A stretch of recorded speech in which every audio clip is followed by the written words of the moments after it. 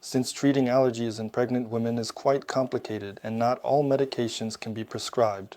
We'll go through the process step by step. Let's say the first step, we'll look at skin conditions, or in other words, skin allergies. In fact, it's very common and convenient to use bepanthen for dry and cracked skin. The main active ingredient in the medication is dexpanthenol and pantothenic acid, which, when applied to the skin, heals and restores damaged epidermis.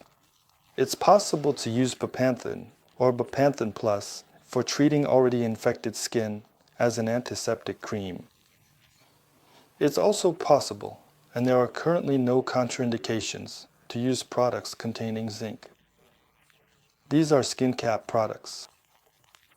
They also reduce skin itching and ease the course and activity of skin inflammation.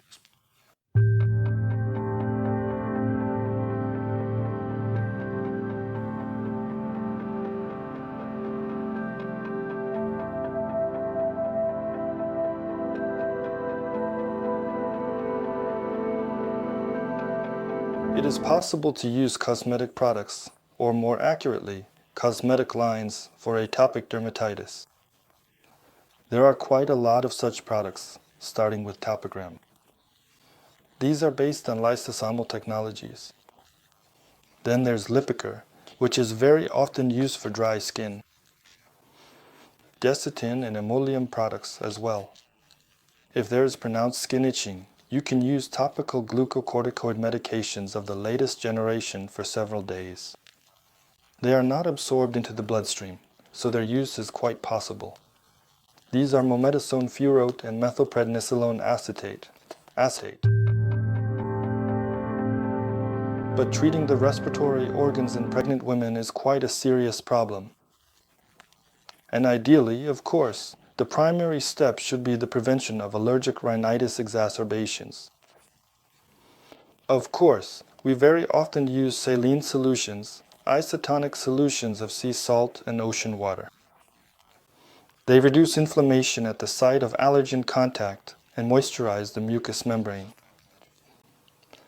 It is possible to use a metered nasal spray, the so-called Nasavel. This is a microdispersed cellulose powder. It's purely a mechanical barrier to allergen penetration. It is sprayed. The medication is sprayed onto the mucosal surface of the nasal passages. And this cellulose itself, which is part of the medication, interacts with the mucus and forms a kind of gel-like film. That's why it's a natural mechanism of forming a barrier that prevents the occurrence of aeroallergens, or rather, prevents the penetration of aeroallergens.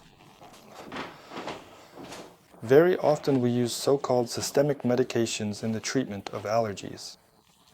This medication is budesonide. In the latest large scientific study in Sweden, the medication was approved for use during pregnancy.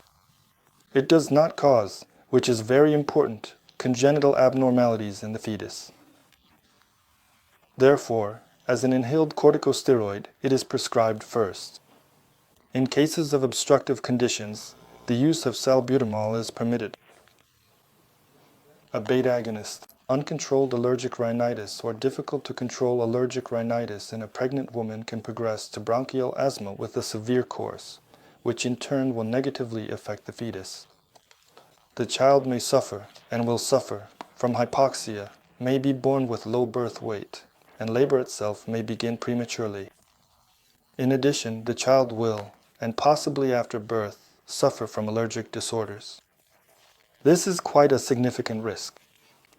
That's why, nowadays, allergists are generally more relaxed about antihistamines, especially the latest generation drugs, and they do prescribe them during pregnancy, since children born to women who received proper therapy do not lag behind their peers in development, and in fact, they are born just like those of healthy mothers.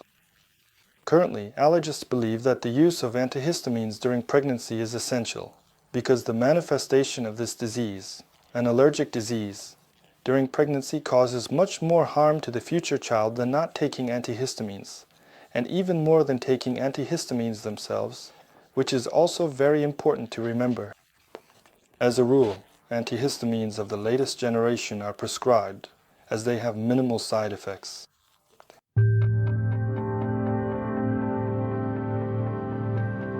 So, what can we offer a woman after childbirth?